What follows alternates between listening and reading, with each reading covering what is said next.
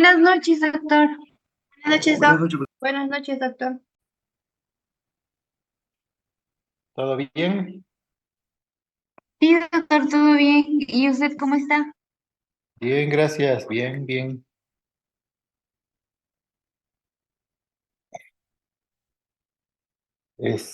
¿Dónde vamos, Componentes del sistema de coagulación es una tablita. Ah, ya.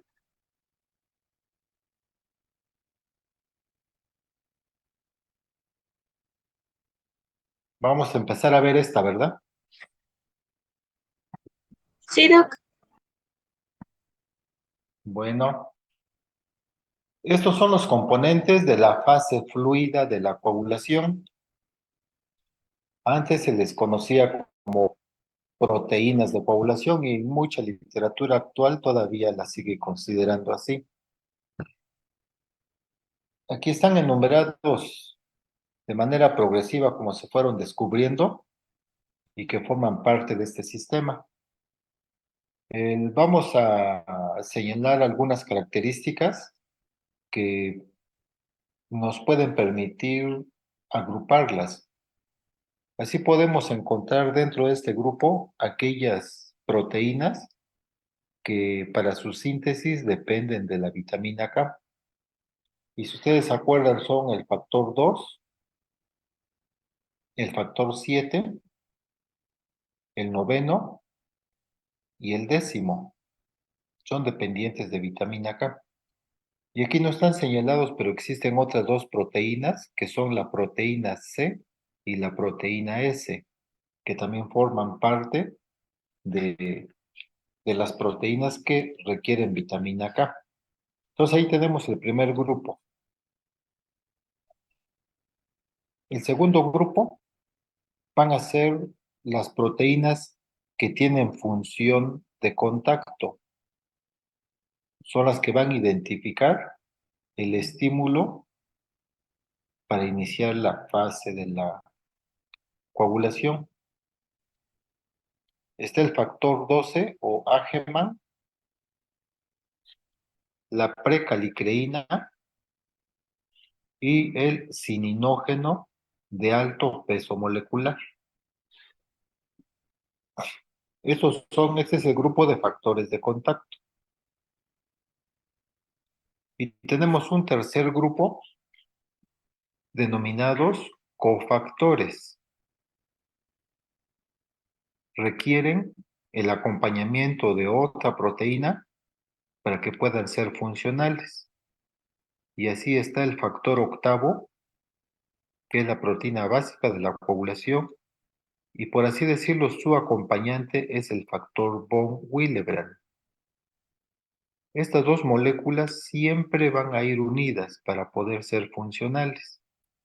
Cualquiera de las dos que está ausente o disfuncional va a tener problemas hemorrágicos. Entonces, este es el primer cofactor. Y el segundo cofactor es la proteína C y la proteína S. Entonces, si se dan cuenta, estas dos últimas proteínas forman parte tanto del grupo de proteínas que dependen de vitamina K, así como los señalados como cofactores. Y el resto de las proteínas van a ser aquellas que circulan en plasma de forma inactiva. Son aquellas que no fueron consideradas en ninguno de los tres grupos. Así tenemos al fibrinógeno o factor 1, al factor 3 o tromoplastina tisular, el factor cuarto es el calcio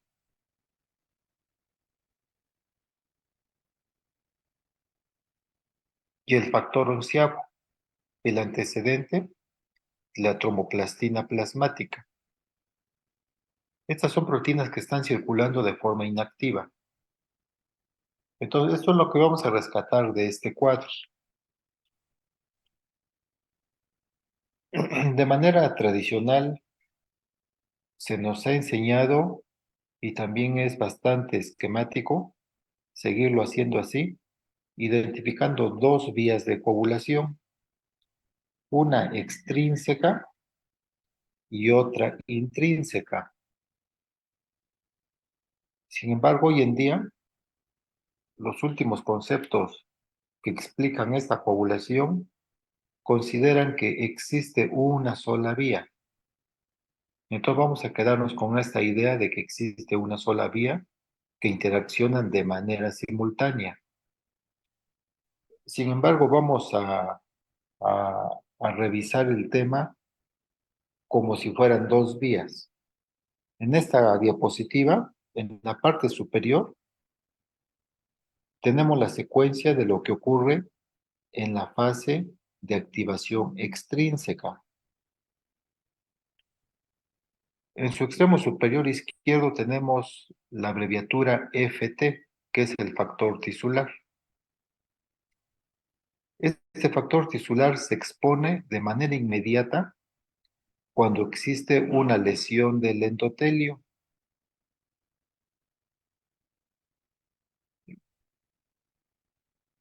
Este factor tisular expuesto activa de manera inmediata al factor séptimo. El factor y este complejo factor séptimo activado y factor tisular van a incidir sobre el factor quinto. El factor quinto activado va a requerir fosfolípido y calcio para activar al factor décimo. Este factor décimo activado también se le conoce como diesasa o vía común.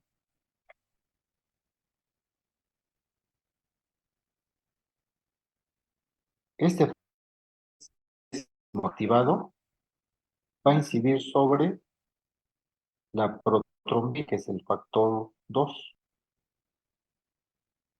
La incidir va a liberar trombina. Esta trombina es el activador por excelencia de la vía de coagulación. Ya vemos que se deriva de la degradación de la protrombina. La función de la trombina va a ser degradar a la molécula del fibrinógeno para que se desprenda la fibrina. Y esta fibrina es la que le va a dar solidez a la hemostasia primaria. Sin embargo, esta fibrina por sí sola no le va a dar la suficiente fortaleza a ese coágulo. Va a requerir al factor 13 para que estabilice a esta fibrina y ese coágulo se convierta en insoluble y pueda permanecer el tiempo necesario hasta que ese tejido dañado cicatrice. Después se permeabiliza el coágulo y nuevamente empieza la circulación sanguínea como si no hubiera pasado nada. Entonces, este trayecto de la vía extrínseca a nivel de laboratorio lo podemos reproducir a través de la prueba denominada prueba de protrombina o el TP. A nivel de laboratorio, el tiempo que dura ese proceso son de 14 a 16 segundos.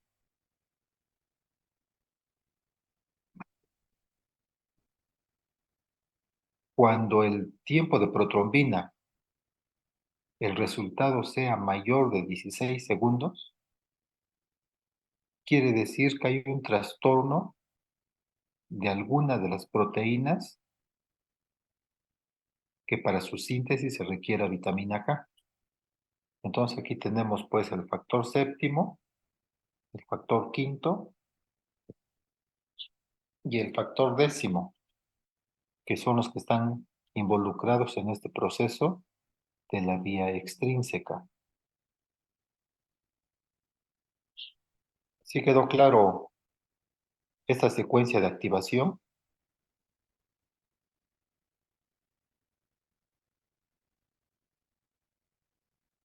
Sí, doctor. Bueno, en la parte inferior de la gráfica eh, tenemos de manera simultánea la descripción de la vía extrínseca y de la intrínseca. Entonces, con la cabeza de la flecha les voy a ir señalando el proceso que ocurre con pura vía intrínseca de coagulación. Entonces, aquí tenemos a dos factores de contacto, la precalicreína, cininógeno de alto peso molecular, perdón, son tres, y el factor 12. Estos tres factores de contacto son los sensores de aquellas sustancias que tienen alta capacidad de estimular la vía intrínseca. Pueden ser productos bacterianos, toxinas, venenos, células tumorales, etcétera. Todo aquello que pueda entrar de extraño a la circulación sanguínea y que tenga la capacidad o potencialidad de activar a estos factores. Entonces tenemos que cualquier sustancia que circule y que sean procoagulantes, estos tres factores se van a activar. Y activos estos factores de contacto van a incidir sobre el factor 11. El factor 11 activado va a tener la potencialidad de activar al factor noveno. El noveno activado va a actuar sobre el factor octavo. Aquí, en este punto, la activación del factor octavo requiere también fosfolípido y calcio, muy parecido a lo de allá arriba, lo de la vía extrínseca. Bueno, pero siguiendo aquí con la vía intrínseca. Entonces, una vez que tenemos que el factor octavo se activó, este va a incidir sobre el factor décimo. Y aquí es en donde es idéntico a lo que se señaló hace rato como la disasa o el complejo de la vía común. Y a este punto ya lo saben, el décimo va a actuar sobre el factor 2, que es la protrombina, se libera trombina y la trombina escinde a la molécula del fibrinógeno para que el fibrinógeno libere fibrina. Y esa fibrina que se liberó la tiene que estabilizar el factor 13 para convertirla en un coágulo insoluble. Bueno, esta vía intrínseca a nivel de laboratorio también se puede reproducir a través del estudio tiempo parcial de tromboplastina. Y el rango de normalidad es de 35 a 45 segundos. Un tiempo de coagulación mayor de 45 segundos es anormal. Implica la deficiencia de uno o varios factores de coagulación que acabamos de revisar. Desde los factores de contacto, el onceavo, el noveno, el octavo, el décimo. Eso nos va a permitir ver, este estudio nos va a permitir ver, pues, esta secuencia de factores involucrados en la vía intrínseca. Si se dan cuenta, hasta en la parte inferior tenemos nuevamente el factor tisular, porque en realidad así deberíamos explicar esta vía. Vamos a regresar a los factores de contacto. Se supone que cuando estos factores de contacto son activados, de manera simultánea, van a activar tanto al factor 11 como al factor séptimo.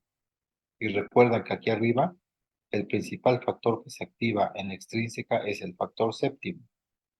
Bueno, ya se hipotetiza que estos factores de contacto también tienen la capacidad de activar al factor séptimo. Y ahí se sigue el mismo curso. El factor séptimo activado va a tener la potencialidad de actuar sobre el factor quinto activado junto con calcio y fosfolípido, van a incidir sobre el factor 10 y se sigue la misma secuencia. Noten también que aquí hay varios puntos donde está participando la trombina. Donde está el 11 por activarse y se activa el 11, tenemos que participó la trombina.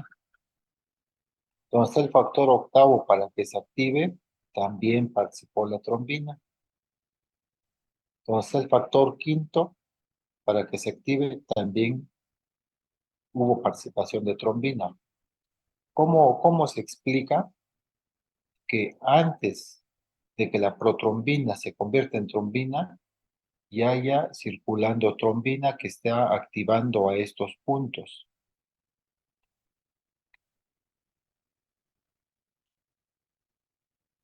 ¿Se acuerdan ustedes quiénes tienen esa capacidad de liberar trombina también? Que no sea la degradación de la trombina, de la protrombina.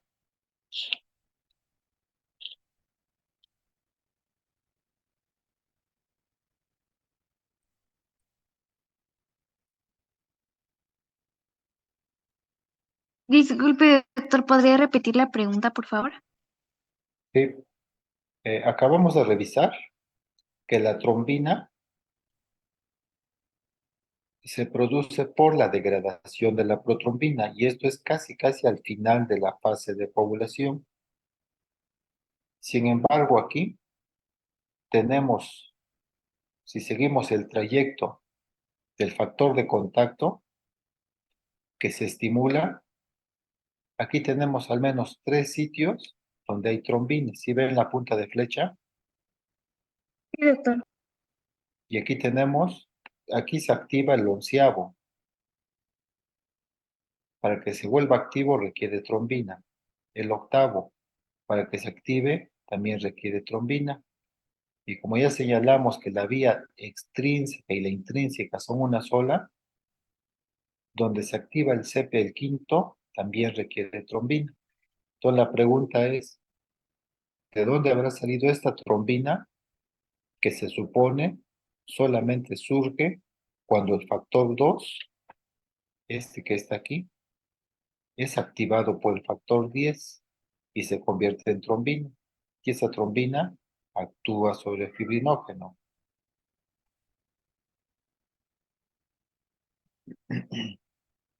¿De dónde salió esta trombina?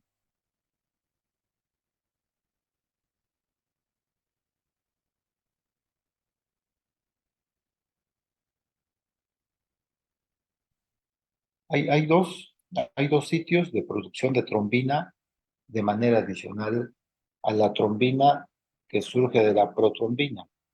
Las células endoteliales y en los gránulos de las plaquetas,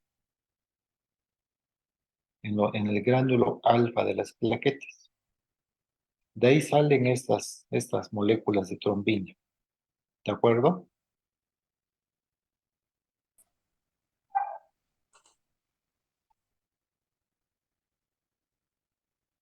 Sí, doc.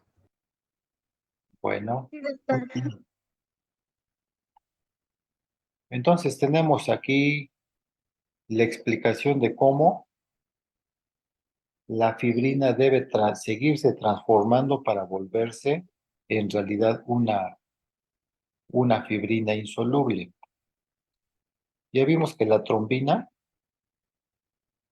va a actuar sobre el fibrinógeno y este fibrinógeno se va a obtener la fibrina, que va a constituir propiamente el sostén del coágulo.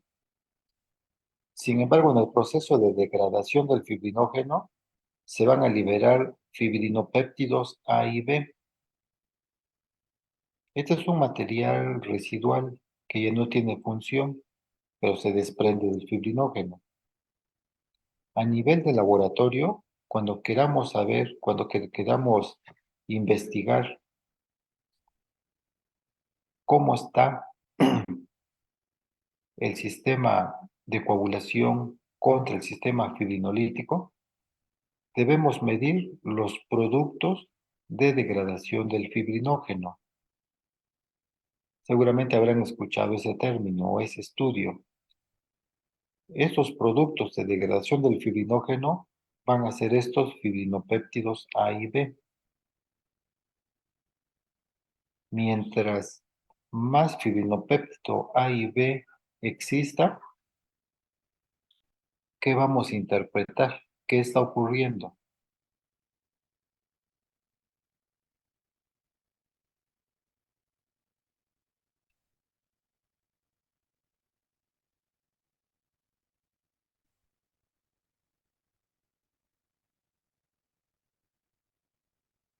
¿Alguien me puede explicar?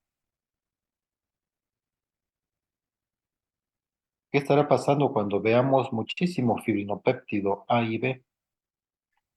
O, o lo que es lo mismo, productos de degradación del fibrinógeno.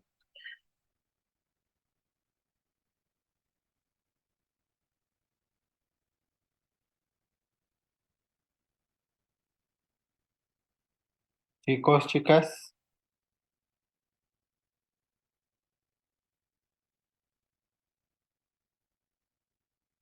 pues de que tenemos un proceso que puede ser tanto de activación intrínseca o extrínseca de esta fase, que está condicionando que este fibrinógeno se esté degradando.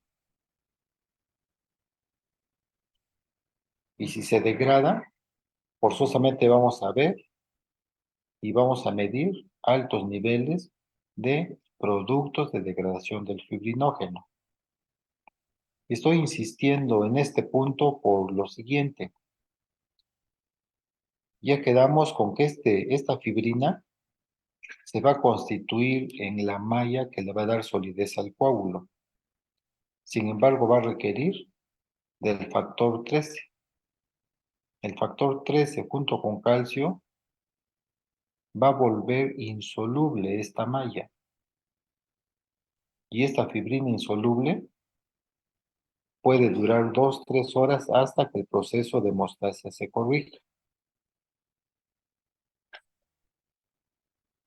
Una vez que esta fibrina cumplió su función,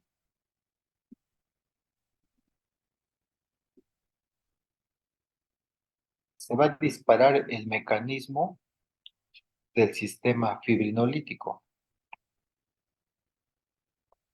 Ese sistema fibrinolítico va a convertir el plasminógeno en plasmina. ¿Y esta plasmina qué función va a tener? La función de degradar a la fibrina para disolver el coágulo y nuevamente ese vaso que se ocluyó por la formación del coágulo se permeabilice y nuevamente se lleve a cabo la circulación en este vaso. Sin embargo, cuando esta plasmina degrada esta fibrina, la va a convertir en productos de degradación de la fibrina. A esto también se le conoce como dímeros D.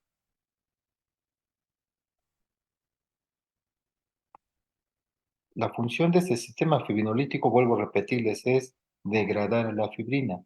Sin embargo, esta misma plasmina tiene la potencialidad de degradar al fibrinógeno.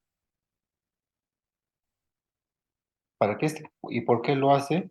Para que este fibrinógeno ya no cumpla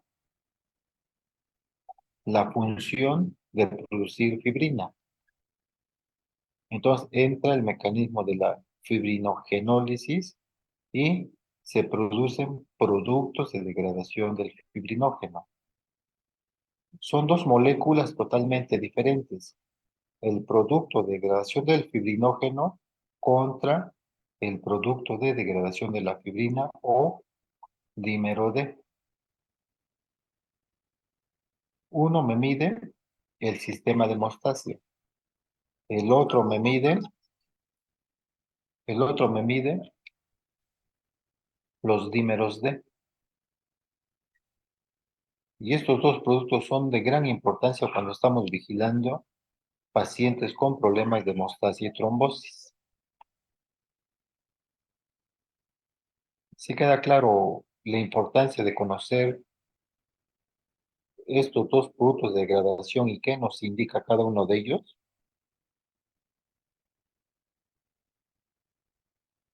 Sí, doctor. Sí, Doc.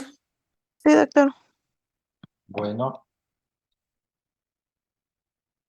entonces estábamos aquí con que el factor 13 estabiliza la fibrina, esta se vuelve insoluble. Y hasta ahí con el sistema de coagulación.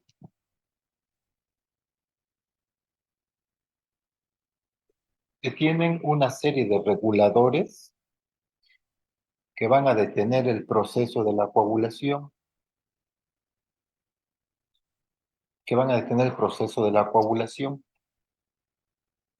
Tanto la vía extrínseca como la intrínseca van a tener sus propios reguladores. Hace rato comenté, el factor tisular y el factor séptimo son esenciales para la vía extrínseca. Aquí vamos a tener dos reguladores. En primer lugar, tenemos a estos dos cofactores, proteína S y la proteína C. Ya vimos hace rato que también dependen de vitamina K y que siempre van a ir juntos. Bueno, estos van a detener al factor quinto. Si el factor quinto se detiene, ya no se activa el décimo y por lo tanto este décimo ya no genera trombina. Entonces un principal regulador va a ser este, proteína S y proteína C. Y tenemos el otro, que es la trombomodulina. Si ustedes revisan sus apuntes, la trombomodulina también la libera la célula endotelial y parte las plaquetas. La trombomodulina va a detener la acción de la trombina.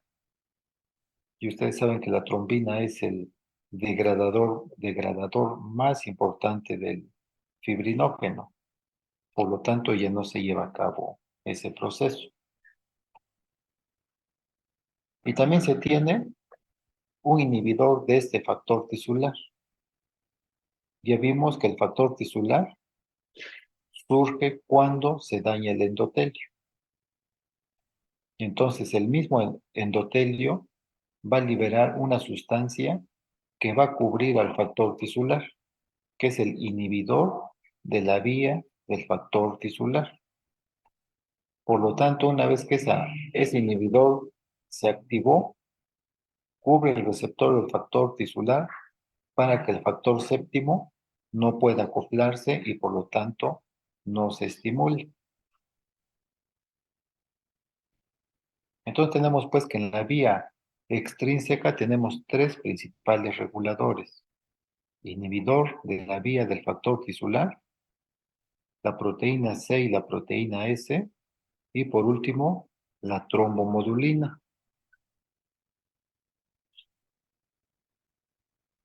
Por otro lado, en la vía intrínseca también vamos a tener una serie de reguladores. Aquí donde está la punta de flecha estoy señalando a la antitrombina. Su nombre mismo lo dice. Va a detener la acción de la trombina. Y ya vimos que tiene en la vía intrínseca tres sitios de actividad. a nivel del factor 12, a nivel del factor 11 y a nivel del factor octavo. Ahí va a actuar la trombina, por lo tanto, ahí van a participar las moléculas de antitrombina.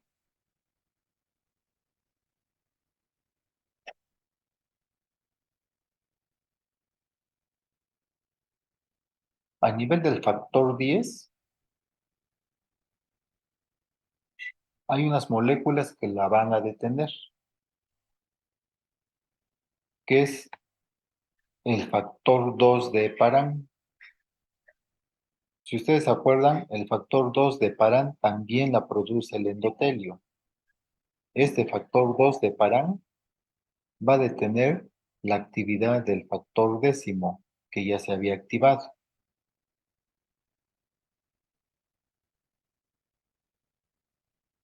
Ese factor 2 de Parán es idéntico a la heparina que nosotros usamos desde un punto de vista terapéutico, o más bien de ahí se modeló la heparina que usamos a nivel clínico. Esos son los reguladores que de manera natural existen. Ya cuando veamos hemofilia, vamos a ver que ahí se da un inhibidor adquirido, un regulador adquirido, pero ahí se le llama inhibidor. Adelanto tantito. El paciente hemofílico, que puede ser por deficiencia del factor noveno o del factor octavo, para detener el problema hemorrágico en estos pacientes, hay que transfundirles factor octavo, factor noveno. Y como son proteínas que se obtienen de donadores, son proteínas extrañas para el receptor. Y de tanto recibir productos extraños, en algún momento estos pacientes generan anticuerpos, anticuerpos contra el factor octavo o contra el factor noveno.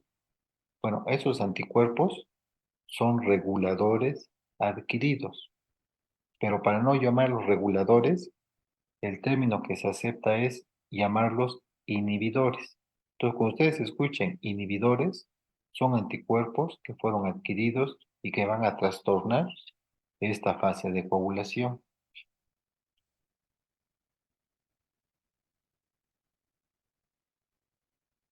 Por último, vamos a tener otro estudio que se usa a nivel de laboratorio, que es el factor décimo, que es el tiempo de trombina.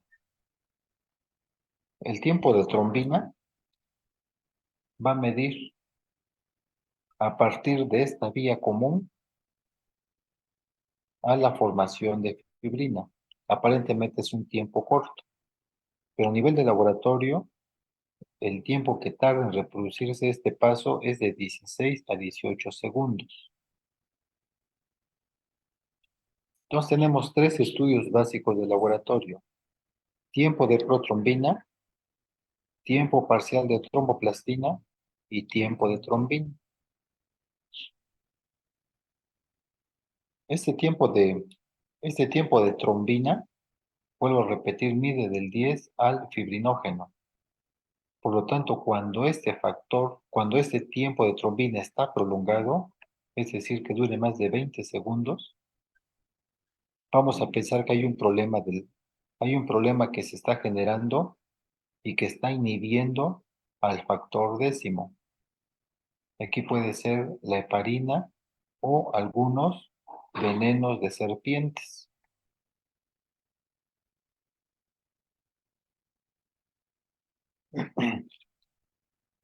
Vamos a dejarla hasta aquí. No sé si tengan alguna pregunta. El día de mañana veremos el sistema fibrinolítico propiamente. Sí, doctor. Bueno, yo tenía una pregunta. Por ejemplo, si el TPT se encuentra prolongado, ¿cuánto corregiría si se le pone, por ejemplo, plasma? Como, Debe corregir al 100.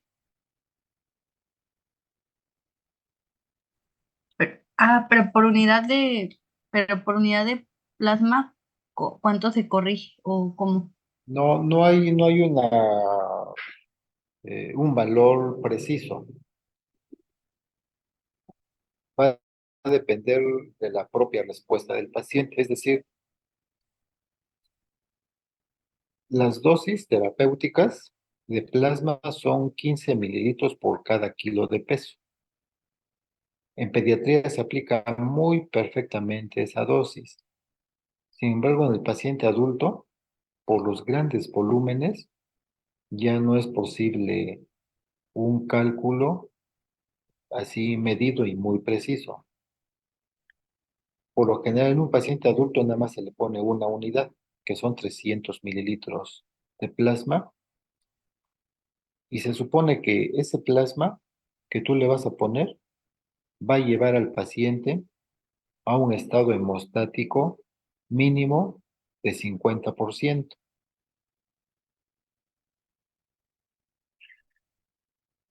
Sin embargo, si el paciente tiene un proceso, digamos, una herida grande y requerimos un 100% de hemostasia, obviamente ese paciente va a requerir mayores volúmenes de plasma.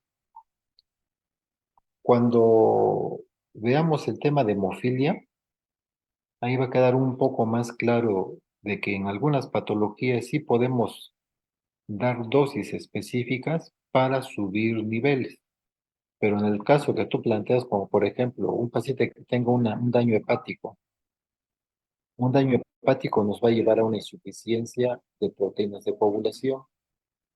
No va a ser sola una, pueden ser todas las que sintetiza el hígado. Entonces son varias. Sin embargo, si nosotros damos un plasma fresco, se supone que se obtuvo de un donador sano, le vamos a poner 100% del valor de las proteínas coagulantes. Por lo tanto, en teoría, una sola transfusión debe ser capaz de cohibir la hemorragia. No sé si respondió a tu duda. Sí, doctor. Gracias. Bueno, si no, mañana lo revisamos nuevamente. Gracias, doctor. Bueno, nos vemos el día de mañana entonces, si ya no tienen más preguntas. Sí, Sí, doctor, doctor, nos gracias. vemos mañana. Sí, doctor, hasta mañana. Mañana, Que descanse, doctor. gracias igualmente.